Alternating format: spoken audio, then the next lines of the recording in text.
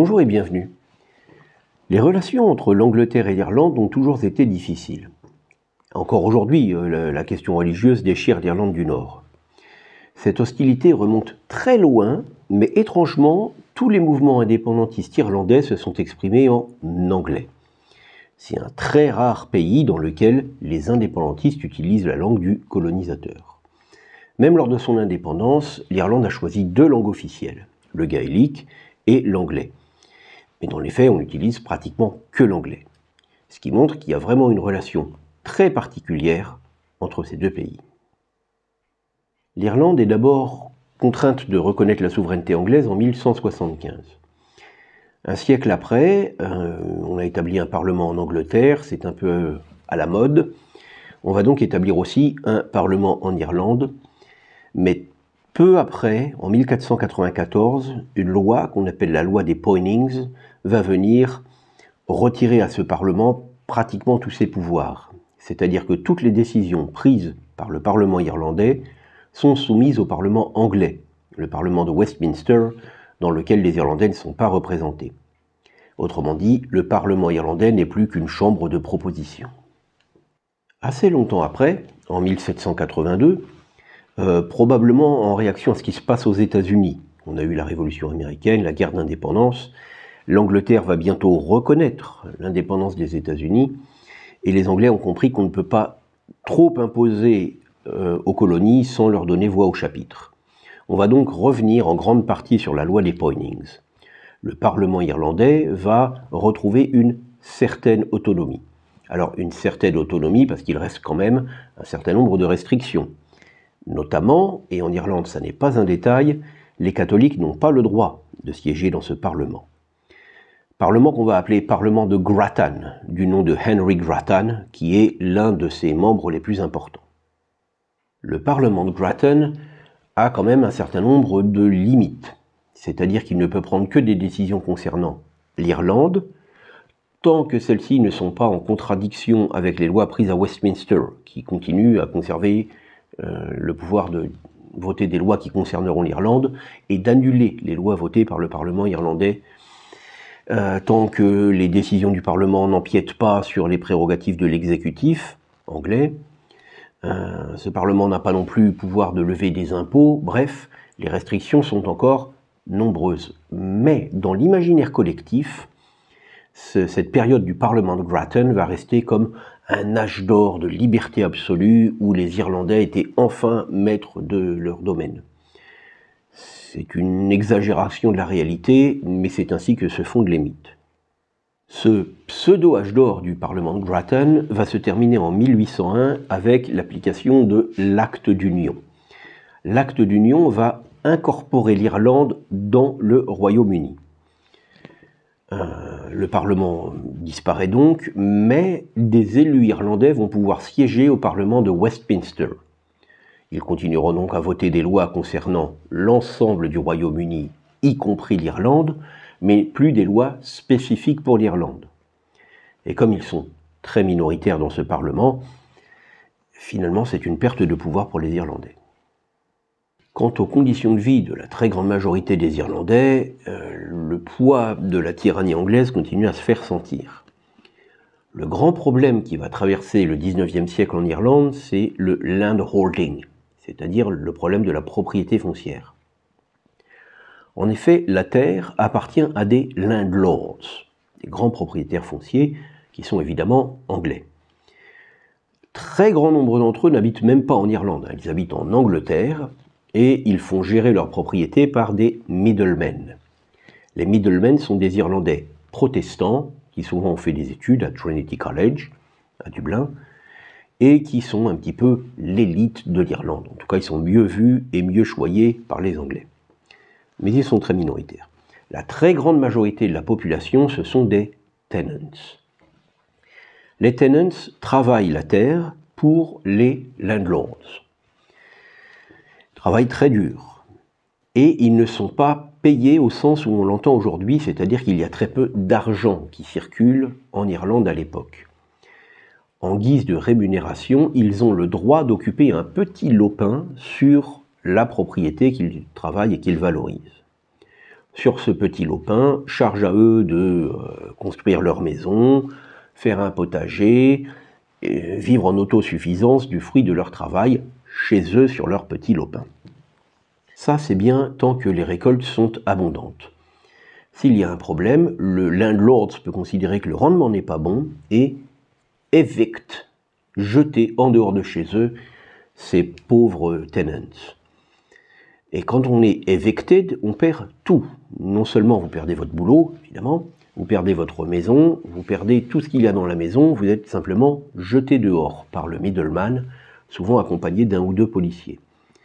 Dans le film Far and Away avec Tom Cruise et Nicole Kidman, on voit au début du film une scène de eviction qui montre un peu les conditions dans lesquelles ça se faisait. Alors comme il fallait travailler la terre du propriétaire et que ça demandait beaucoup de temps et d'énergie, en réalité, les tenants avaient très peu de temps et d'énergie pour cultiver leur propre petit lopin. Donc, ils plantaient des pommes de terre, parce que la pomme de terre, ça demande très peu de travail. Donc, la très grande majorité des Irlandais travaillaient les champs très durs dans la journée et ne mangeaient que des pommes de terre. Une chose intéressante d'ailleurs, c'est qu'à l'époque, les paysans irlandais qui se nourrissent exclusivement de pommes de terre sont en meilleure santé que les paysans anglais, français, allemands ou espagnols qui, eux, avaient un régime alimentaire plus varié. Au début du XIXe siècle, une très grande figure de l'histoire irlandaise émerge, Daniel O'Connell. Daniel O'Connell est un catholique qui va se battre pour les Irlandais. Il va d'abord fonder la Catholic Association, dont le but est d'obtenir la levée des restrictions sur les catholiques, c'est-à-dire qu'ils puissent obtenir le droit d'aller à l'université, de voter, d'être élus, etc. Et il va ensuite fonder la Repeal Association. Repeal, c'est le rejet, l'abrogation de l'acte d'union. Le but de Daniel O'Connell, the Liberator, comme on dit, ou the Emancipator, c'est de revenir au bon vieux temps du Parlement de Grattan, quand l'Irlande était libre de ses choix. Alors, O'Connell est non violent et partisan de la négociation, de la discussion. Mais il va réussir à amasser des foules énormes. Il va y avoir des meetings géants avec plusieurs centaines de milliers de personnes. Ça fait peur aux Anglais, bien évidemment, parce que si jamais ça déborde, il peut y avoir des émeutes. On a vu ça aux États-Unis. On va donc faire un certain nombre de concessions à O'Connell, notamment sur l'ascension des catholiques. Ils vont avoir le droit d'aller à l'université et ils vont avoir le droit d'être élus, tout simplement parce que O'Connell se présente au Parlement de Westminster de façon illégale puisqu'il est catholique. Il est élu, enfin c'est-à-dire qu'il obtient plus de voix que les candidats légaux. Et donc Londres va céder et donner l'autorisation aux catholiques d'être élus pour que O'Connell puisse être élu et siéger à Londres sans qu'on ait à gérer des émeutes, voire une révolution. L'homme qui à lui seul a fait plier le Parlement. Un peu avant la Grande Famine, O'Connell va perdre du terrain. Perdre du terrain parce qu'il y a autour de lui des gens beaucoup plus extrémistes, notamment le mouvement New Ireland, la Nouvelle-Irlande, pas uniquement, qui le pousse à lancer une révolution, une vraie révolte qui permette d'obtenir les choses de façon un petit peu plus tangible. Mais O'Connell, lui, reste pacifiste et il va de lui-même annuler un certain nombre de très grands meetings qui avaient été prévus. Il va petit à petit perdre de son influence. Si les Anglais avaient négocié avec lui, peut-être que ce qui va se passer un petit siècle après ne se serait pas passé. Les velléités de soulèvement vont être contrariées par la nature. Il va survenir probablement le plus grand drame de l'histoire de l'Irlande, la Grande Famine. L'adage dit « 1 million dead, 1 million fled ». Alors, les chiffres méritent d'être regardés de beaucoup plus près. Est-ce qu'il y a réellement 1 million de morts et 1 million de personnes qui ont fui?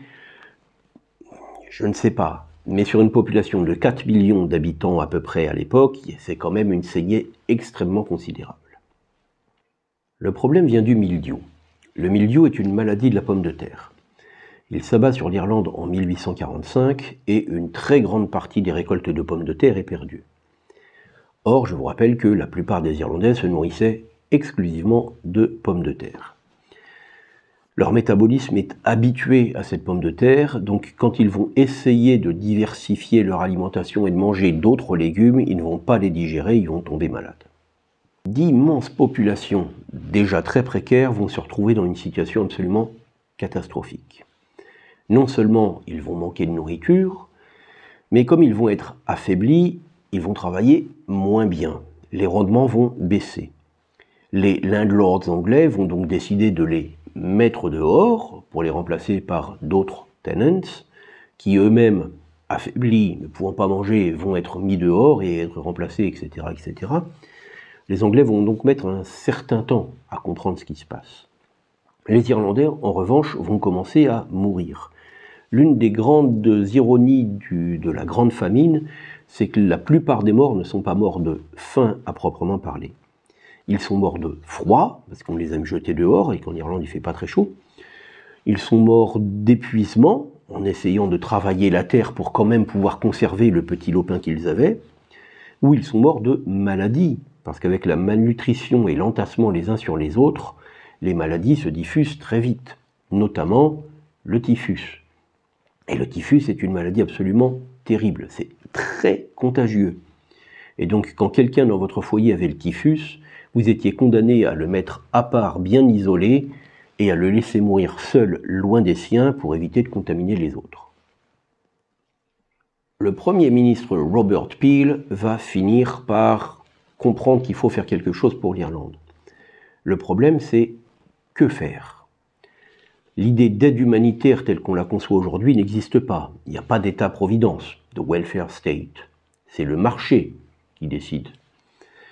Tout au plus, on peut jouer un peu sur le prix de certains aliments, à l'exportation, à l'importation, mais c'est à peu près tout.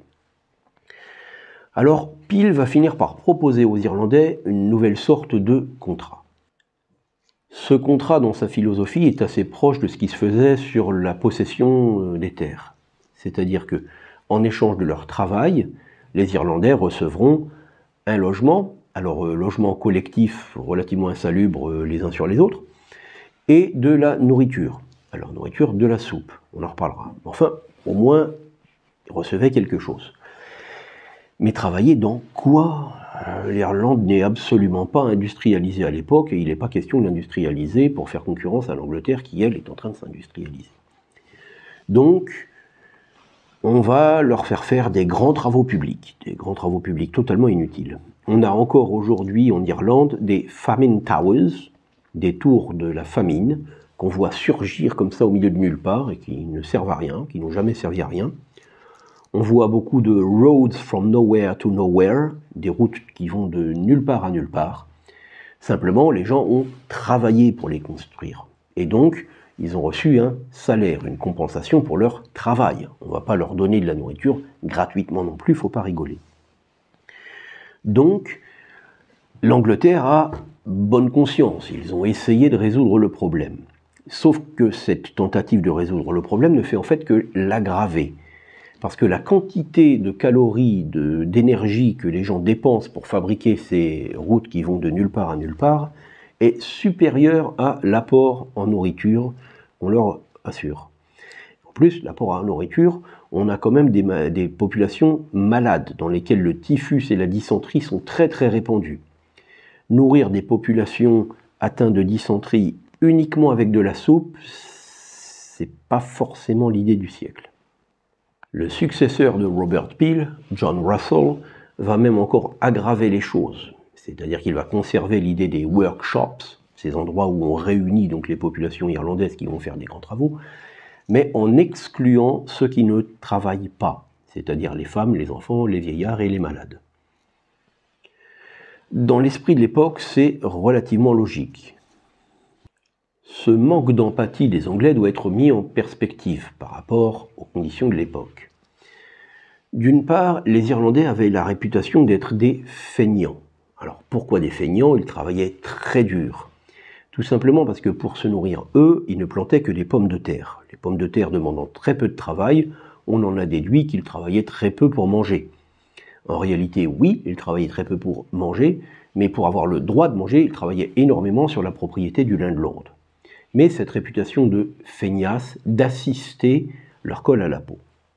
Non seulement en Angleterre, mais aux États-Unis.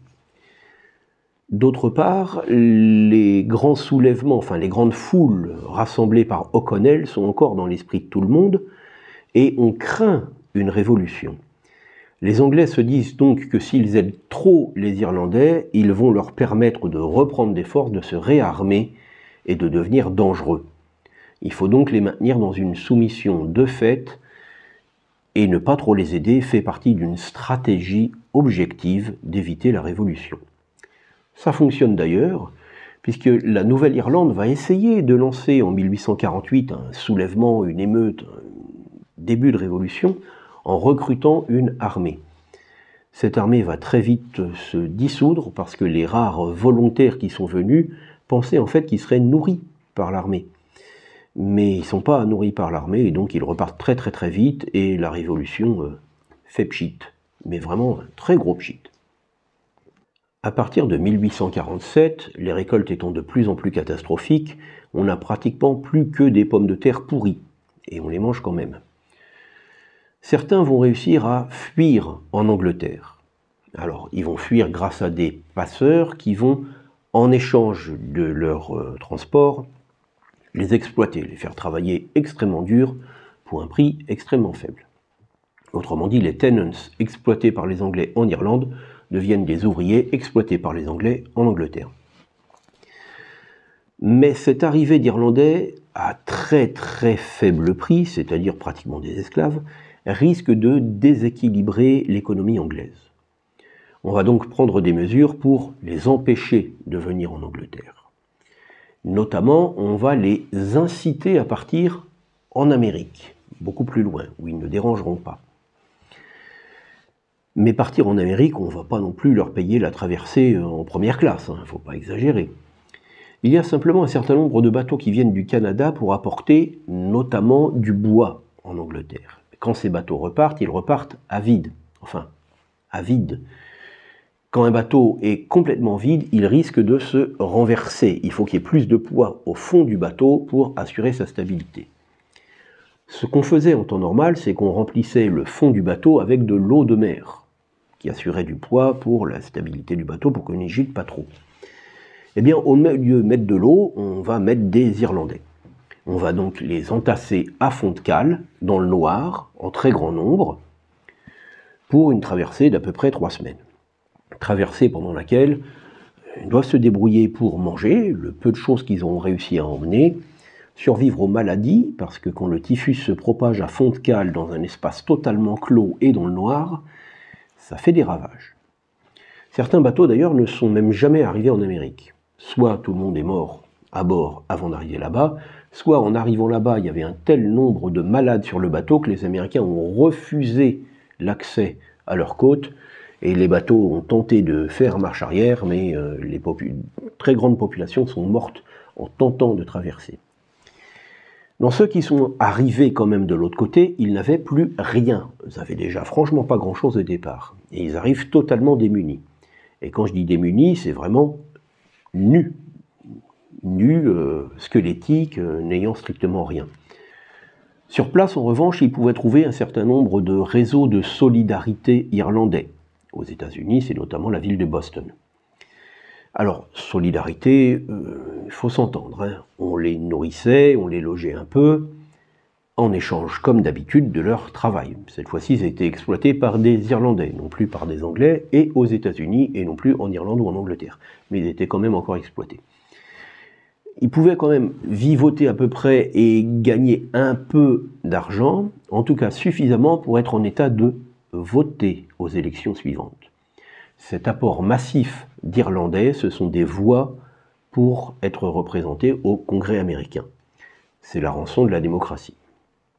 Les Irlandais d'Amérique n'oublieront jamais ce que les Anglais leur ont fait. Quelques décennies après, quand il va s'agir de rentrer dans une guerre d'indépendance, la très grande partie du financement et des armes viendront d'Amérique, donc de ces communautés irlandaises qui ont plus ou moins prospéré entre-temps. En 1851, le mildiou fait beaucoup moins de ravages, les récoltes reviennent, et on va ensuite revenir sur une normale, au moins dans l'apport de pommes de terre. Comme en plus il y a beaucoup moins d'Irlandais sur place, les tenants vont voir leurs conditions de vie s'améliorer. Alors s'améliorer très lentement, parce que le système de la possession de la terre, lui, reste toujours le même. Les Anglais n'ont pas compris la leçon. Les relations entre les Irlandais et les Anglais ne vont donc pas s'améliorer tout de suite, bien au contraire.